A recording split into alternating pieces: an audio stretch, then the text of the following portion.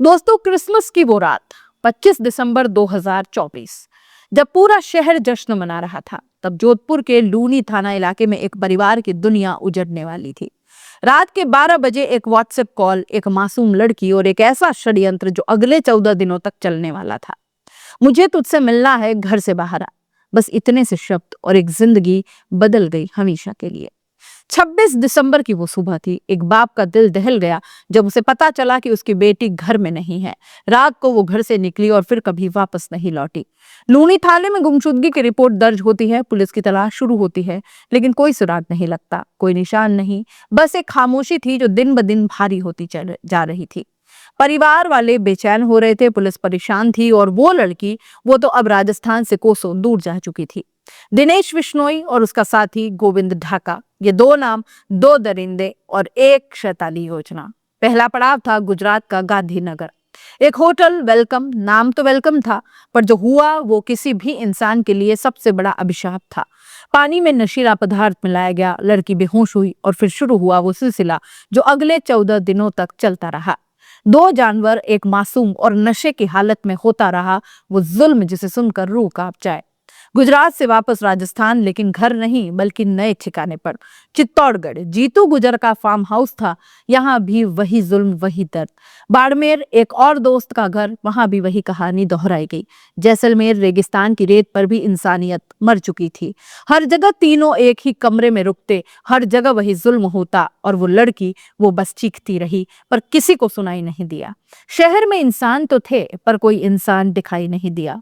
14 दिन बाद 7 जनवरी 2025 एक गाड़ी आती है लूनी थाने के सामने और उसमें से उतरती है वो लड़की और साथ में है दिनेश बिश्नोई। जी हाँ, वही दिनेश जिसने उसका अपहरण किया, वही दिनेश जिसने उसके साथ 14 दिनों तक जुल्म किया। वो खुद उसे पुलिस के हवाले करने आया है। लेकिन क्यों? दिनेश का जवाब सीधा था, घर वालों के दबाव की वजह से मैंने वापस छोड़ दिया। लेकिन क्या इतना आसान था? एक दुष्कर्मी अपने शिकार को खुद पुलिस के हवाले करे? कुछ तो गड़बड़ थी। लूनी थाने के बाहर लड़की के परिवार वाले पहले से ही घात लगाए बैठे थे। शायद उन्हें कहीं से खबर मिल चुकी थी। जैसे ही दिनेश लड़की को छोड़कर अपनी थार गाड़ी में बैठा, शुरू हुआ तांडव। पहले कैंपर गाड़ी से टक्कर मारी गई, फिर बोलेरो से दिनेश की गाड़ी पलट गई, उसे घेर लिया गया। मारपीट शुरू हुई और फिर उसकी नाक काट दी गई। दोनों हाथ तोड़े गए, दोनों पैर तोड़े गए, गाड़ी के ऊपर भी चढ़ गए। इसकी नाक काट लो, पैर तोड़ के फेंक दो। दिनेश बेहोश हो गया। मथुरा दास माथुर हॉस्पिटल में भर्ती हुआ और परिवार के 4 लोग गिरफ्तार हुए। पर यह तो बस शुरुआत थी। हॉस्पिटल में भर्ती दिनेश, जेल में बंद परिवार के लोग और घर पहुंची वो लड़की। अब जब वो सुरक्षित महसूस कर रही थी, तब उसने असली कहानी बताई। उसने पुलिस को बताया कि कैसे दिनेश ने व्हाट्सएप पर बुलाया, जबरन उठाकर ले गया, पानी में नशा मिलाया, 14 दिनों तक सामूहिक दुष्कर्म किया। गुजरात से लेकर राजस्थान तक हर जगह उसके साथ जुल्म हुआ। 3 जनवरी को धमकी दी कि बयान दिया तो मार देंगे, और तब पूरी कहानी पलट गई। लूनी पुलिस ने सामूहिक दुष्कर्म का मामला दर्ज किया। दिनेश बिश्नोई और गोविंद ढाका के खिलाफ केस बना। बोरानाडा एसपी आनंद सिंह राज पुरोहित मामले की जांच कर रहे हैं। पीड़िता का मेडिकल हो चुका है, उसकी रिपोर्ट आनी बाकी है। परिवार के 4 लोग रिहा हो चुके हैं। दिनेश अस्पताल में इलाज करवा रहा है और गोविंद ढाका, वो अभी भी फरार है। पुलिस की तलाश जारी है, पर कुछ सवाल अब भी अधूरे हैं। सवाल 1, अगर दिनेश ने सच में दुष्कर्म किया था तो वो खुद लड़की को पुलिस के पास क्यों छोड़ने आया? सवाल 2, क्या सच में घर वालों का दबाव था या कुछ और बात थी? सवाल 3, 14 दिनों तक इतने शहरों में घूमे, किसी को शक नहीं हुआ? सवाल 4, क्या लड़की सच बोल रही है या कुछ छुपा रही है? 5वां सवाल, परिवार वालों को कैसे पता चला कि दिनेश लड़की को लेकर आ रहा है? ये सवाल जांच के दौरान ही सुलझेंगे। ये कहानी सिर्फ एक क्राइम नहीं, ये हमारे समाज का आईना है। 14 दिन गुजरात से राजस्थान तक, इतने शहर, इतने लोग, पर किसी को कुछ नहीं दिखा। एक लड़की चीखती रही, पर किसी ने कुछ नहीं सुना। ये कैसा समाज है जहां दरिंदे खुलेआम घूमते हैं और मासूम पीड़ित होते रहते हैं? अगर लड़की के आरोप सच है तो दिनेश बिश्नोई और गोविंद ढाका 2 ऐसे जानवर हैं जिन्हें सबसे कड़ी सजा मिलनी बहुत जरूरी है। अगर झूठे हैं तो यह गंभीर मामला है जो पूरी जांच की मांग करता है। पर एक बात तो तय है, सच जो भी हो, न्याय होना चाहिए। उस लड़की को न्याय मिले या फिर एक निर्दोष को इंसाफ मिले, क्योंकि अंत में न्याय ही सबसे बड़ा धर्म है। ये कहानी अभी पूरी नहीं हुई है। गोविंद ढाका अभी भी फरार है। मेडिकल रिपोर्ट आनी बाकी है, जांच जारी है, पर एक बात तय है, जो भी दोषी होगा उसे सजा जरूर मिलनी चाहिए, क्योंकि कानून अंधा होता है पर न्याय नहीं। ये थी जोधपुर से गुजरात तक का वो काला सफर जो 14 दिनों तक चला। एक सफर जिसने एक जिंदगी तबाह कर दी, एक सफर जो हमें याद दिलाता है कि इंसानियत अभी भी कितनी नाजुक है। आप बताइए, ऐसे दरिंदों के साथ क्या होना चाहिए? जाते जाते चैनल को लाइक, शेयर और सब्सक्राइब जरूर कर दीजिए, और आप इस पूरी कहानी के बारे में क्या सोचते हैं कमेंट बॉक्स में जरूर लिख के बताइएगा। नमस्कार।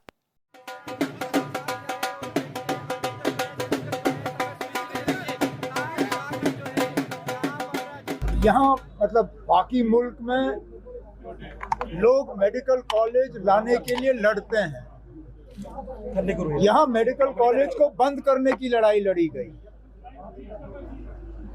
ये आपने जम्मू कश्मीर के बच्चों के मुस्तकबिल के साथ खिलवाड़ किया। नमस्कार दोस्तों, आज मैं आपके सामने एक ऐसा मामला लेकर के आई हूं जो इस देश की सियासत की असली तस्वीर दिखाता है, जहां शिक्षा पर राजनीति हावी हो, जहां मेरिट को धर्म की नजर से देखा जाए और जहां एक मेडिकल कॉलेज बंद होने पर जश्न मनाया जाता है। तो समझ लीजिए कि हम किस दौर से गुजर रहे हैं। बने रहिए हमारे साथ, क्योंकि आज जो मैं आपको बताने जा रही हूं वो सिर्फ एक कॉलेज की कहानी नहीं है, बल्कि इस देश के भविष्य से जुड़ा सवाल है। दोस्तों, आपके सामने जो तस्वीरें हैं ये किसी जीत की खुशी में नहीं, बल्कि एक शर्मनाक फैसले पर मनाए जा रहे जश्न की है। बीजेपी और आरएसएस से जुड़ी संस्थाएं खुशियां मना रही हैं, लेकिन किस बात पर? क्योंकि माता वैष्णो देवी मेडिकल कॉलेज की मान्यता रद्द हो गई है। अब सवाल यह है कि एक शिक्षण संस्थान बंद होने पर जश्न क्यों? जवाब बेहद चौंकाने वाला है। पहला झटका, एडमिशन लिस्ट। 2025 के पहले एमबीबीएस बैच में कुल 50 सीटें थी। नीट मेरिट के आधार पर चयन हुआ। 42 मुस्लिम छात्र का सिलेक्शन हुआ। सिर्फ 8 हिंदू छात्र उसमें शामिल हुए, और बस यहीं से शुरू हुआ पूरा तूफान। दूसरा झटका, बीजेपी का विरोध। नवंबर 2025 में बीजेपी सड़कों पर उतर आई। क्यों? एलजी मनोज सिन्हा को ज्ञापन सौंपा गया, एडमिशन प्रक्रिया रद्द करने की मांग की गई और कहा गया कि कॉलेज की आध्यात्मिक पहचान से समझौता हुआ है। हिंदू छात्रों के लिए अलग व्यवस्था की मांग उठी। तीसरा झटका, रहस्यमय तरीके से मान्यता रद्द हुई और फिर अचानक 6 जनवरी 2026 को नेशनल मेडिकल काउंसिल ने कॉलेज की मान्यता ही रद्द कर डाली और शुरू हो गया जश्न। असली सवाल जो इस पूरे मामले पर पूछे जाने चाहिए कि पहला सवाल, कल क्या होगा?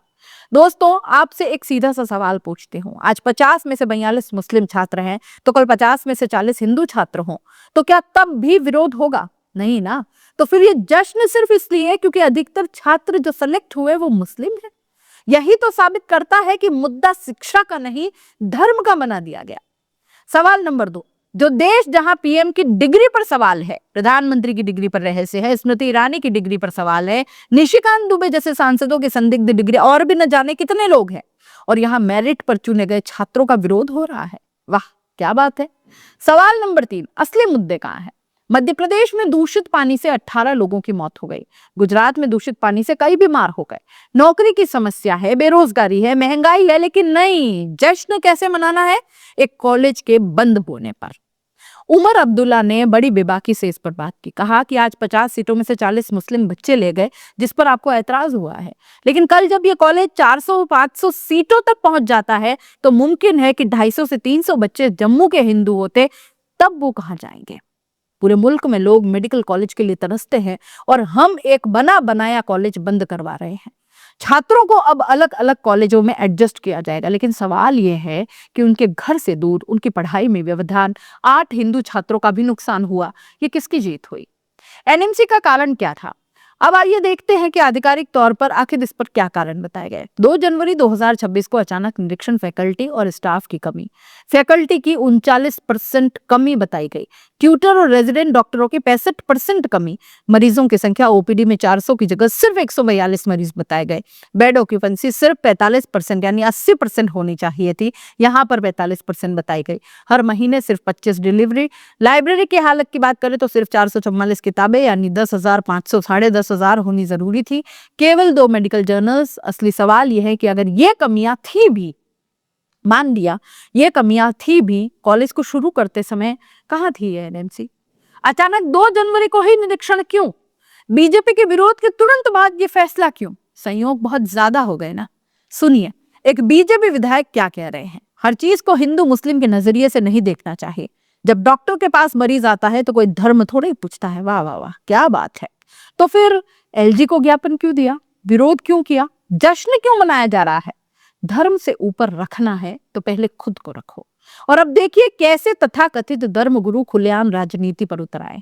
एक स्वामी जी ममता बनर्जी पर हमला करते हुए वो पूरा मुस्लिमों का समर्थन कर रही है। नाम भर के लिए बनर्जी हैं, लेकिन सवाल यह है कि शाहरुख खान पर प्रहार, केकेआर के मुस्तफिजुर को खरीदा, ममता बनर्जी को प्रो मुस्लिम बताना, लेकिन मुकेश अंबानी पर चुप्पी है। मुंबई इंडियंस में शाकिब अल हसन भी तो हैं। अडानी पर चुप्पी है क्योंकि मोदी जी के मित्र। ये कायरता नहीं है तो और क्या है? धर्मगुरु नहीं, राजनीतिक एजेंट बन गए हैं ये लोग। दोस्तों, सबसे बड़ा सवाल हिंदू समाज से है। क्या ये हिंदू धर्म है? हिंदू धर्म वसुदेव कुटुंबकम सिखाता है, धर्म सर्वधर्म संभाव की बात करता है, नफरत नहीं प्रेम सिखाता है। लेकिन आज एक कॉलेज बंद होने पर जश्न मन रहा है। मुस्लिम छात्रों की सफलता पर आपत्ति जताई जा रही है। शिक्षा को भी धर्म की नजर से देखना आपको डराया जा रहा है। भाई, जम्मू तो हिंदू बहुल क्षेत्र है, फिर भी आपको डर लगता है। जहां 80% हिंदू है वहां भी असुरक्षा का भाव है। क्यों? ताकि आप नफरत में जीते रहो, सवाल मत पूछो। बीजेपी का राजनीतिक वजूद ऐसे ही बना रहता है और एक तरफ मुस्लिमों को पंक्चर वाला बताते हो, उन्हें पिछड़ा दिखाते हो, दूसरी तरफ जब वो पढ़ाई लिखाई में आगे आते हैं, वो मेरिट में आते हैं, तो फिर उस पर भी आपत्ति जताते हो। तो आखिर क्या चाहते हो? समझिए पूरी चाल। धर्म के नाम पर बांटो, असुरक्षा का माहौल बनाओ, असली मुद्दों से भटकाओ, वोट बैंक बनाओ, सत्ता में बने रहो और इस पूरे खेल में 50 छात्रों का भविष्य दांव पर। एक कॉलेज की बलि चढ़ गई, शिक्षा व्यवस्था की धज्जियां उड़ गई। मेरी बात कड़वी लग सकती है दोस्तों, लेकिन मैं सच्चाई कह रही हूं। आज जो रास्ता दिखाया जा रहा है वो सिर्फ नफरत का रास्ता है। उसकी मंजिल सिर्फ और सिर्फ बर्बादी है। उससे ना आप बेहतर इंसान बनोगे, ना देश मजबूत होगा। नफरत से कुछ नहीं मिलेगा। मेडिकल कॉलेज बंद हुआ, किसी का भला नहीं हुआ। 42 मुस्लिम छात्र प्रभावित हुए, गलत। 8 हिंदू छात्र भी प्रभावित हुए, ये भी गलत। सबका नुकसान। बाज आ जाओ, अभी भी वक्त है। लेकिन आप इस राह पर चलते रहोगे क्या? असली मुद्दे हैं रोजगार, शिक्षा, स्वास्थ्य, महंगाई, विकास। इन पर बात करो, इन पर सवाल करो, इन पर कराओ जो करना है बंद। मेरा आखिरी सवाल, क्या एक पॉलिटिकल पार्टी की खेती के लिए अपना दिमाग गिरवी रख दोगे? नफरत में जीते रहोगे और खुद को बर्बाद कर दोगे? सोचो, समझो और सवाल करना शुरू करो। दोस्तों, आज की बात आपको जरूर कड़वी लगेगी, लेकिन सच्चाई यही है। कल जब आप इन बातों पर गौर करेंगे तो समझ आएगा आपको कि ये सब कहना क्यों जरूरी था। अगर आपको ये वीडियो में सच्चाई लगी हो तो लाइक करिएगा, सब्सक्राइब करिएगा और अपने विचार कमेंट्स में जरूर लिखिएगा। शेयर भी करिएगा ताकि ज्यादा लोगों तक ये सच पहुंचे, क्योंकि सच को छिपाया नहीं जा सकता। नमस्कार।